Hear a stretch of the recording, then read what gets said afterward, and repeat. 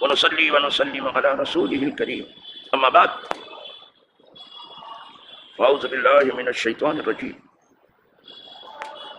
بسم الله الرحمن الرحيم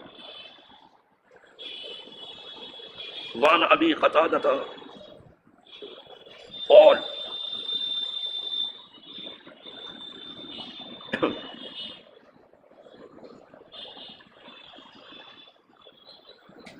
رأيت النبي صلى الله عليه وسلم يؤم الناس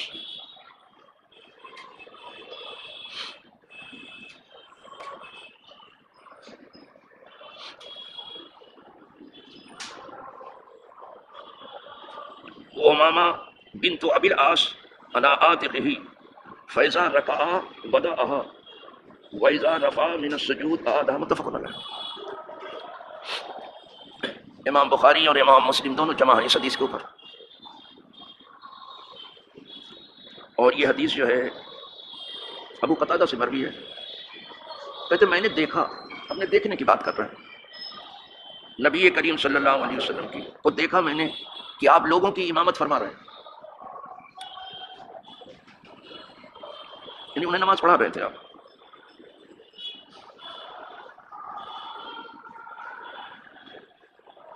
اور امامہ بنت ابو العاص آپ کی گردن پہ بیٹھی ہوئی تھی، یہ نوازی یہ چھوٹی سی تھی، حضرت زینب کی لڑکی تھی، اور اس کے والد ابو العاص تھے، تو بہت چھوٹی سی بچی تھی، تو کبھی سرکار کے کاندھے پہ بیٹھ جاتی تھی، کبھی سینے پہ بیٹھ جاتی تھی، بچی تھی چھوٹی سی، جیسے بچے کرتے ہیں۔ حضور بچوں کو بہت چاہتے تھے، گھر کا بچہ تو بچہ ہے، گھر کا نواسا اور نواسی گھر والے ہیں، باہر کے بچوں کو بھی حضور بہت چاہتے تھے، کسی کا بھی بچہ ہو بچوں کو بہت چاہتے تھے، بلکہ اپنی امت کو یہ کھلا ہوا سبق دیا آپ نے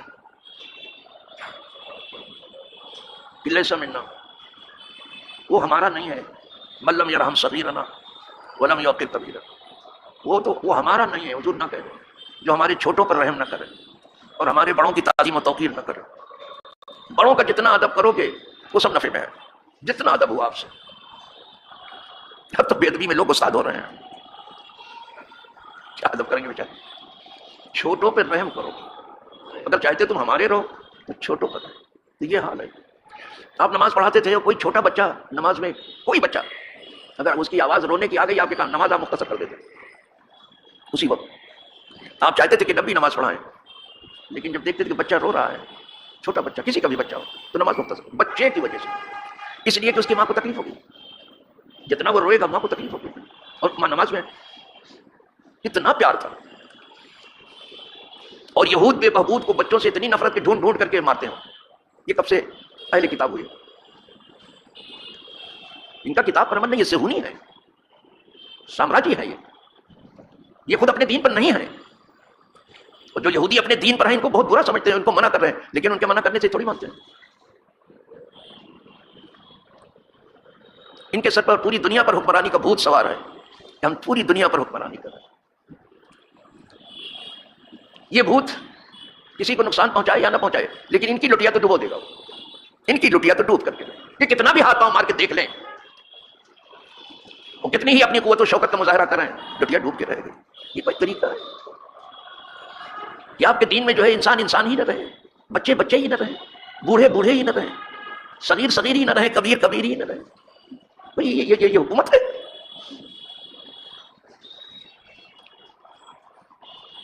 اور ان کی پشت پر وہ ہے جو ہر وقت اخلاق انسانی کی بات کرتا تھا، یعنی امریکہ،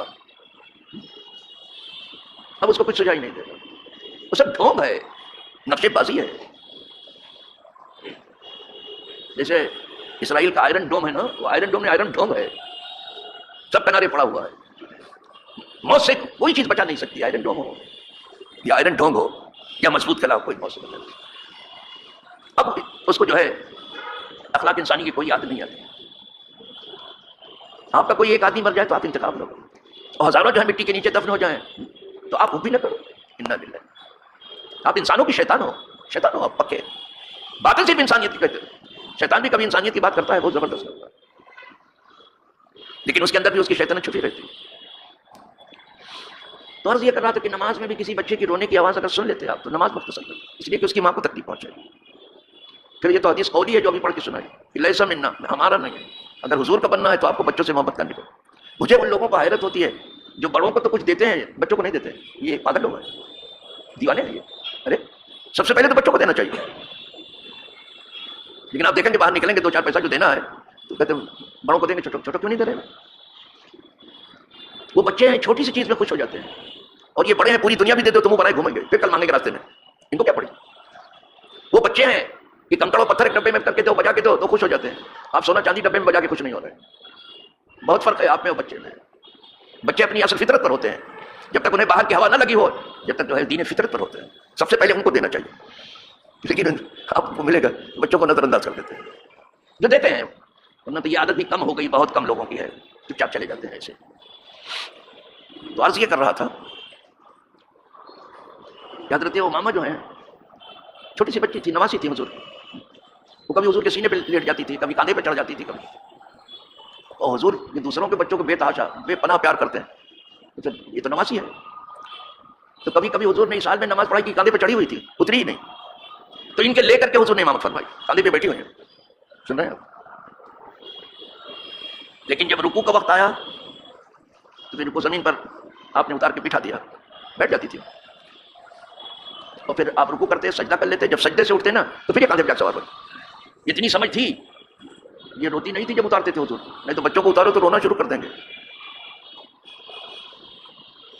یہ اہل بیت ہیں، ان کا کیا کہنا صاحب، ان کا کیا کہنا. اس گھرانے روتی نہیں تھی، حضور رکھتے تھے بیٹھی رہتے تھے، حضور سجدہ کرتے تھے بیٹھی رہتی تھی. یا کسی چھوٹے بچے کو بٹھاؤ نا تو دیکھو کیا یا تو روئے گا یا آپ کی ٹوپی اتار لے گا، آپ ہی کی ٹوپی اتار لے گا. بچہ تو ہے، اس کو کیا پڑی ہے، بیٹھی رہتی تھی. تو حضور پہلے رکوع کر لیتے اور اس کے بعد پھر سجدہ کر لیتے، پھر ہی کاندھے پہ سوار ہو جاتے تھے. تب میں نے آنکھ سے دیکھا. تو اسی نماز میں حضور نے دونوں حق دکھا دیے، حق اللہ بھی حق العباد. حضور دو حق بیان کرتے تھے. ایک تو اللہ کا حق ہے، وہ نماز میں آپ ادا کر رہے ہیں، روزے میں آپ ادا کر رہے ہیں، زکوٰۃ میں آپ ادا کر رہے ہیں، حج میں آپ ادا کر رہے ہیں، قربانی میں آپ ادا کر رہے ہیں، جدال و قتال میں آپ ادا کر رہے ہیں. ایک حق اللہ ہے، ایک حق العباد ہے. حضور حق العباد پر بہت زور دیتے تھے. اس پر یا تو گفتگو بہت کم ہے، برائے نام ہے، یا ہے تو جیسی ہونی چاہیے جو ہے وہ نہیں ہے. گفتگو ہی کم ہے تو عمل تو اور بھی کم ہے برائے. حضور کی اس ادا میں دونوں ہے، حق اللہ بھی ہے، حق العباد بھی ہے. اور جب بندوں کا حق ہو سمجھ جائے تو اگر بڑوں کا ہے تو بچوں کا بھی حق ہے کہ وہ بیٹھے رہے کاندھے پر. دیکھا نماز بھی ہو رہی ہے، بچی بیٹھی بھی ہے. دیکھا آپ نے؟ اچھا اس انداز میں کہیں گے بھی نہیں جو میں کہہ رہا ہوں نا، کہیں گے بھی نہیں، یہ بات نہیں بتائیں گے. اس میں حق اللہ بھی ہے، حق العباد بھی ہے. الحمدللہ. اور اس کو اسی لیے دونوں نے ذکر کیا، امام بخاری نے بھی امام مسلم نے بھی. درگاہ مقلد سے پوچھو کیسا ہے کہ نہیں ہے بابا، بہت ڈینگے مارتے ہیں. یہ تو بچوں کا حق ہوا کہ وہ نماز میں بھی کاندھے پر ہے. جی صاحب بڑوں کو کتنا حق ہوگا بابا، ان کو سر آنکھوں پر بٹھائیے، بڑوں کو اتنی عزت کیجیے. آخر تو غوث پاک نے کہا تھا نا، وہ خدا کے پہلوانے سے کہا تھا کہ قدمی حاضی علی رقبت کل ولی اللہ، میرا یہ قدم ہر ولی کی گردن پر ہے. کہا تھا نا. وہ تو لڑکی بیٹھی تھی، نہیں یہاں کہہ رہے ہیں کہ ہر ولی کے گردن پر غوث پاک کا قدم. تو خود تو کہنے سے رہے، قدرت نے کہلوایا کہ میرا قدم ہے. یہ تو حضرت غوث کا قدم ہے جو ہر ولی کی گردن پر ہے. سر کیا ہوگا بتائیے، کوئی سر کا حال جانتا ہے؟ یہ تو قدم ہے، یہاں قدم ہوگا تو سر کدھر ہوگا؟ سر کا حال کسی کو معلوم نہیں کہ کس مرتبے کا سر ہے. یہ تو قدم کی برکت ہے غوث. تو میرا یہ قدم ہر ولی کو. جانتے ہو جب جتنے اولیاء روئے زمین تھے سب نے گردن جھکا دی. یہ آواز سب کو پہنچی تھی، جیسے حج کی آواز سب کو پہنچی تھی، یہ غوث کی آواز بھی پہنچی تھی. جتنے اولیاء روئے زمین تھے سب نے گردن. اور خواجہ صاحب کے بارے میں تو ہے کہ اتنا سر جھکایا تھا کہ سب جا کے زمین سے لگ گیا تھا. اور زبان سے بھی کہا خواجہ صاحب کہ آپ تو فرما رہے ہیں کہ میرا یہ قدم جو ہے ہر ولی کے گردن پر، وہ قدم تو رکھیے، یہ میری آنکھیں اس پر قدم رکھیے، یہ میرا سر ہے اس پر قدم رکھیے. بل علی عینی و راسی، یہ نہیں کہ صرف میرے کاندھوں پہ قدم رکھیے، میرے آنکھوں پہ قدم رکھیے، میرے سر پہ قدم. یہ دل ہے، جگر ہے، یہ آنکھیں ہیں، یہ سر ہے، جہاں چاہو رکھو قدم غوث اعظم. اسی پر کہا گیا، یہ پیش آیا ہے بابا. اس طرح سے بڑوں کی عزت کی جاتی ہے، تب حضور کا راستہ ملتا. حضور فرمایا یہ میری راہ ہے. ہمارے یہاں بڑوں کا غایت احترام ہے، جتنا ہو سکے ان کا بڑوں کا احترام کرو، ہمارا دین ہے وہ.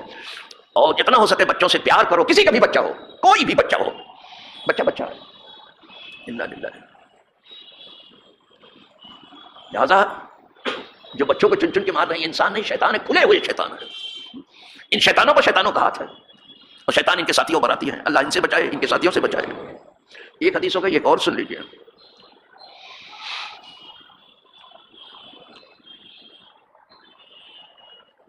وان سہل بن سعد قال قال رسول اللہ صلی اللہ علیہ وسلم.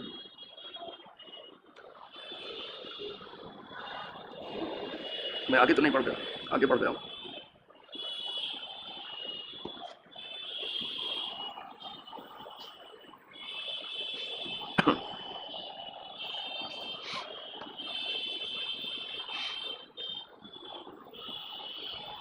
آگے پڑھ رہا ہوں.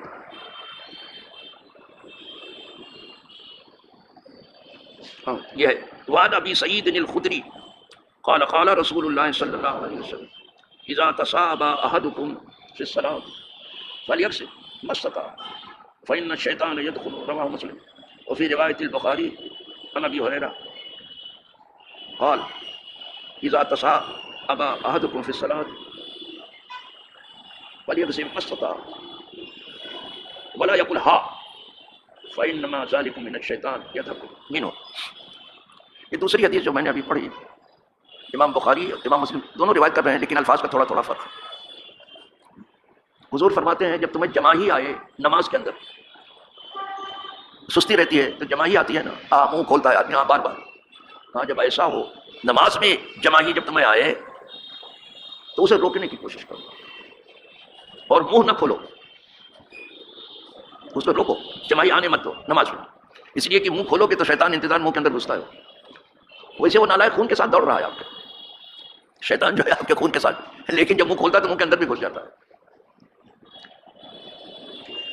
یہ تو امام مسلم نے ذکر کیا کہ منہ مت کھولو ورنہ شیطان داخل ہوگا اس میں، جہاں تک ہو سکے اس کو روکو. اور امام بخاری نے کہا کہ جب تمہیں نماز میں جماہی آئے تو جہاں تک ہو سکے اس کو روکو. اور یہ مت ہاں، بار بار لوگ ہاں ہاں کرتے ہیں نا جماہی میں، ہاں مت کرنا، ہاں ہاں کچھ لوگ کرتے ہیں جماہی کے، ہاں ہاں مت کرنا. اس لیے کہ شیطان ہنستا ہے، اسے کہ دیکھو کتنا اس کو سست بنا دیا ہے میں نے، اس کو کتنا سست بنا دیا چھو کر کے. وہ ہنستا ہے، ہنسنے کا مطلب وہ بہت خوش ہوتا ہے، مذاق اڑاتا ہے کہ دیکھو نماز میں بھی ہاں کر رہا ہوں. اللہ بچائے. مراد یہ ہے کہ نماز چستی چاہتی ہے، سستی نہیں چاہتی. نماز میں آپ سست مت پڑھیں، چست ہو. نماز کا وقت آئے چست ہو جانے کا، یہ مومن کی شان ہے. اشارہ یہ ہے، یہ جماہی جو ہے سستی کی علامت ہے. نماز کا وقت آئے آپ چست ہو جائیں. اس لیے کہ ایک طرح سے آپ جہاد میں اتر رہے ہیں شیطان کے ساتھ. وہ نہیں چاہتا کہ آپ نماز پڑھیں. بہت آڑ جاتا ہے نماز. آپ جب چل کے آتے ہیں جب بھی آڑ جاتا ہے، جب آپ وضو کر کے کھڑے ہوتے ہیں نماز جب بھی آپ کے آڑ جاتا ہے. اور یہ سلسلہ اس کا مرتے دم تک جا کے جاری رہے. نماز چستی چاہتی ہے، سستی نہیں. اللہ سب کو سستی سے بچاتا ہے اور سب کو نماز کے لیے چست بناتے ہیں. اللہ اس کے اندر توانائی بھر دے اللہ پاک، اور سب کی نمازیں اللہ قبول کرے. وآخر دعوانا الحمد للہ رب العالمین.